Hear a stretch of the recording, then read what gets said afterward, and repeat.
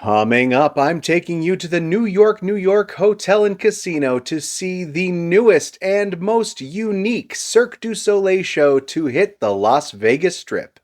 I'm Mike the Vegas Guy. Thank you for joining me once again as I attempt to rate and review every show playing in Las Vegas, and this is my review of Mad Apple.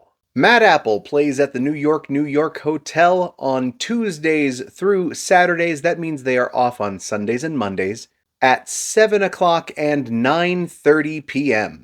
Unlike every other Cirque du Soleil show in town, this has an age restriction, 18 plus. I'll circle back to that later. It is not the most adult show in town. Don't let that age restriction scare you off. This is a departure from the traditional Cirque du Soleil style that you expect from this company. This show replaced another unique Cirque show that ran before the pandemic. Zumanity ran for many years. It was their first adult Cirque show. It had lots of adult themes. This show is nowhere near that level of being an adults-only show. This is a variety show. It's very clear that Cirque du Soleil produced this show in an attempt to compete with shows like Absinthe and Atomic Saloon, the other Spiegel World shows. There is a resurgence in this town of smaller, grittier, adult-oriented variety shows. I've covered many of them on this channel already. Mad Apple is clearly Cirque du Soleil's response to that trend, and they knocked it out of the park. As a general rule, everything Cirque du Soleil touches is gold. With a few exceptions historically, to be fair. They do most things right. They do most things a little better than other production companies when it comes to producers of shows in Las Vegas. This is a show that is set in New York. It's themed to the already themed hotel that it is in. My initial thoughts on it as I was watching the show was this is a very American Cirque show, specifically New York. Most of the Cirque du Soleil shows have very little dialogue to begin with. It is a French-Canadian company. A lot of their older shows have characters speaking in French. Ka is Asian influenced. This show is a complete departure from all of that. It feels current, modern. It doesn't feel like you're entering this fictional world like all of the other Cirque shows are trying to transport you away to this fantasy world. This show takes place in New York. There is a live band. They open this show by introducing you to the band. All Cirque shows do have a live orchestra. Some of them hide them backstage and you never even know that they have live musicians playing. There is music in the show. There are singers. They perform modern pop hits that you're probably familiar with. You will see some acrobats, aerialists, just like in all the other Cirque shows, but they are thrown into this cabaret-like format alongside stand-up comedians, magicians, variety performers. This truly is an all-around great variety show at the highest caliber with high production value. I have to say it exceeded my expectations. It's a really worthwhile show. Let's get into what you should know if you are interested in purchasing tickets. I have covered Cirque du Soleil on this channel many times before. In fact, as of this recording, I've reviewed them all, at least the ones that are currently playing as of right now. I always have to explain to you that Cirque du Soleil utilizes dynamic pricing when they price out their shows. And because they use dynamic pricing, that means that they can change their prices from night to night. They alter their prices depending on the availability and how well a show is or isn't selling. It means they control the ticket prices themselves, which leads to a lot of the third-party brokers, other places where I usually instruct you to go looking for ticket discounts. It leaves them with not much to work with often. So you are usually going to find the best prices when you go directly through Cirque du Soleil's website. That having been said, this show has lower prices than the other bigger Cirque shows, which is how it should be. This is a smaller show with less intense, scenery and special effects. Special effects like the giant swimming pool at O cost a lot to operate. The ticket prices should be higher for a show like that because it physically costs them more to operate it. The electric bill alone is higher for that show than this show. On their website, I found them advertising tickets as low as $49. Of course, they show you that price before the taxes and fees are included. The prices I'm showing you here are the full price inclusive of all taxes, fees, live entertainment taxes, when you put them in your cart to check out. They've been being better. You'll notice there, it shows you the slightly higher price with the fees included, but even that is missing some of the, I think, the live entertainment tax. So it actually comes out to $71.36 for that $49 ticket. That is the full price that you will have to pay. The two lowest tiers in this theater are within about $6 of each other, within about $5 technically. $71.36, $77.90. The next lowest tier, the third from the bottom, quickly goes over $100 to $113.87 after the taxes. I'm showing you some footage here right now of the theater. It is a small, intimate theater. There are a lot of seats. There is a balcony. You will see those lower ticket prices either on the extreme sides, kind of on stage there, but also in the balcony. There really are no bad seats. If you sit in the center middle of that balcony in the rear, you are going to be higher up, further away from the stage. So those will feel further away if you do buy those seats in that section. I'm here to tell you, don't be afraid to sit on the sides. Do not be afraid to sit on those on-stage seats. Yes, it might seem like a bad view, and yes, a lot of the action will happen in that center platform. You would be behind the stage if you choose to sit in those far corners, but they also have video screens positioned along the sides of the theater there. If there is anything you might miss from the angle of your seats, it does get shown on those video screens. They put them strategically there for a reason. This was very intelligently thought out. I sat on the lower level to the side, only about halfway up, and I relied on those screens a few times myself. Normally I complain when a theater is so massive and you have to watch the show via screens because you are physically so far away you could never possibly see the action on stage. I don't like that. These screens are here because of an angle. You're never that far from the action because it's such an intimate room.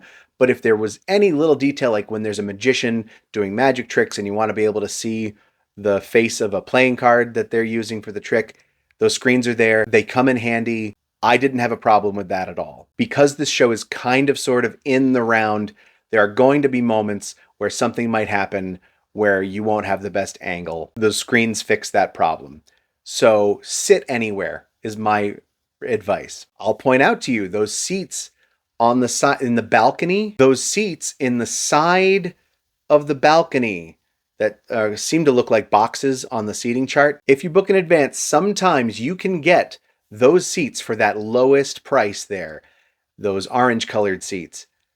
I would sit in the front row of either of those side sections. That's going to be an amazing view of this show. And that's for the lowest price available. Here's the thing about dynamic pricing. They change those prices. I was looking for coming up this month, April, I guess because it's spring break season, they made a majority of those balcony seats the next to lowest tier, the $77, those maroon colored seats. But as soon as I looked later into May after spring break season, those were the orange seats, the $71. Do your homework. That's always my advice.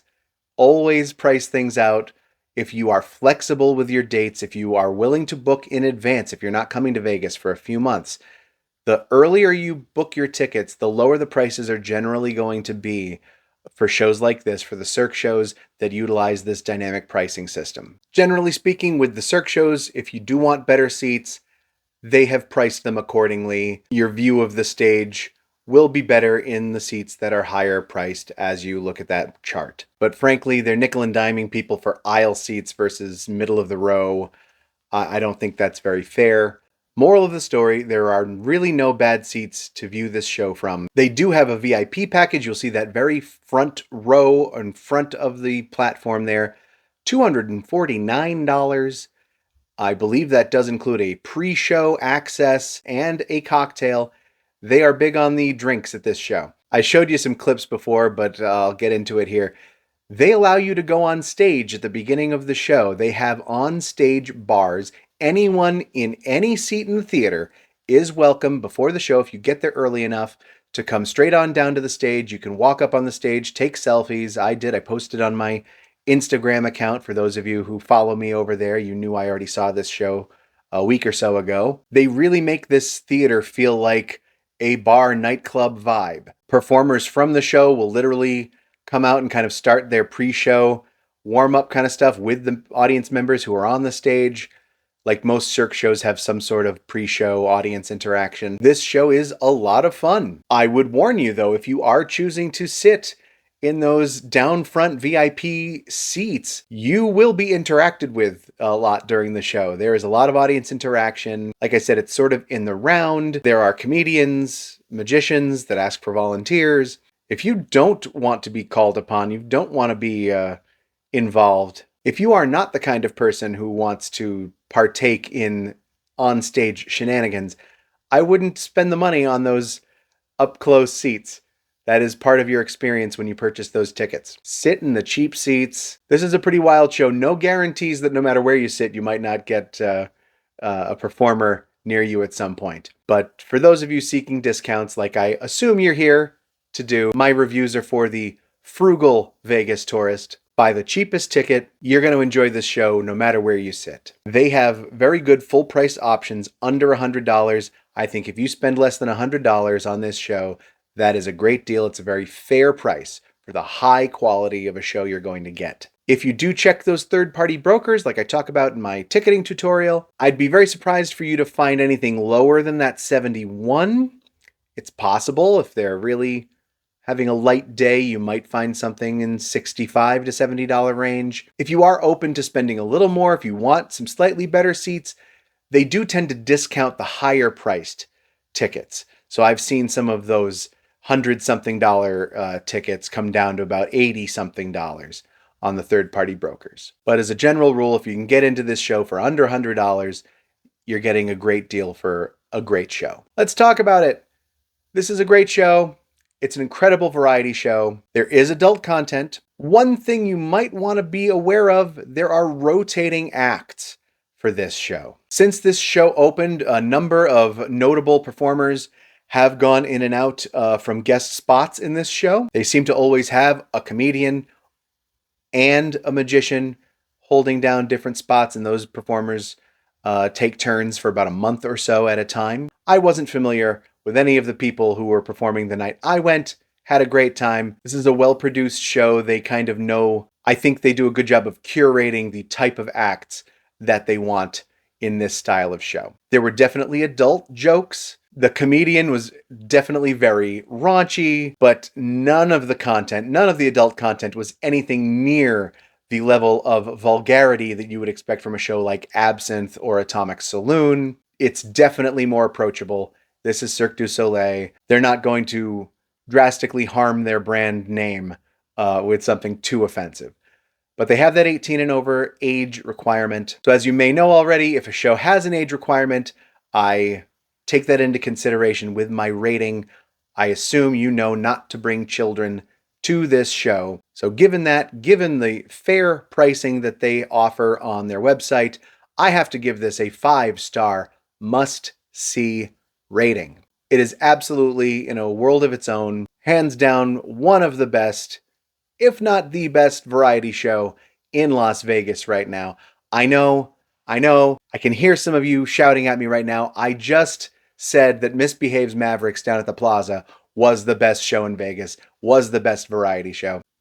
It still is because of the price. Mad Apple is definitely a higher production value show. It will absolutely feel like a more expensive, more elaborate show than something like Misbehave, but you're paying a higher price for all of that extra production value. Misbehaves Mavericks is still a better deal, cheaper tickets, and you're still going to see similar performances in both shows. In fact, one of the performers I saw the other night in Mad Apple, I had also seen before in Misbehaves Mavericks. So these performers do switch out and do their tenure and pop into that show. So like I said, it's a great deal over there. You will see high caliber Vegas Strip Cirque du Soleil performers in that show downtown for a lot cheaper. I don't mean to compare and plug other shows usually in my reviews, but just keeping that straight. If Matt Apple decides to actually start selling tickets that are, after all taxes and fees, under $50, they might be inching their way to the number one spot in my mind. But it's Cirque, it's still going to be expensive. The only real criticism I could have about this show, it is unlike any other Cirque du Soleil show. If you are in the market for a Cirque show, this is such a far departure from something like O or Ka. You really can't compare the two. I am going to be making a video soon comparing all of the Cirque shows in town now that I have seen them all and rated them all on this channel. I try not to compare shows when I review an individual show. That's why I can't criticize this show for not being like other shows in town. At least not in this video, in this review. I'm not going to hold that against Matt Apple for not being as technically complex as O. Save that for my Cirque review video. Stay tuned for that. Hit the subscribe button. So otherwise, I have to give this 5 stars. It's a must-see. It's one of a kind, and it's way better than I ever expected. Way better than its predecessor, Zumanity, in my opinion. So check it out. Thank you for hitting that like button. It's a great way to support my channel. I really appreciate all of you who subscribe and keep watching. Thanks to those of you who have supported me over on Patreon. And don't forget to check the affiliate links in the description below. There are multiple ways to support my channel. I thank each and every one of you. Tell me in the comments which Vegas show you would like to see me review next. Until then, I'm Mike the Vegas Guy.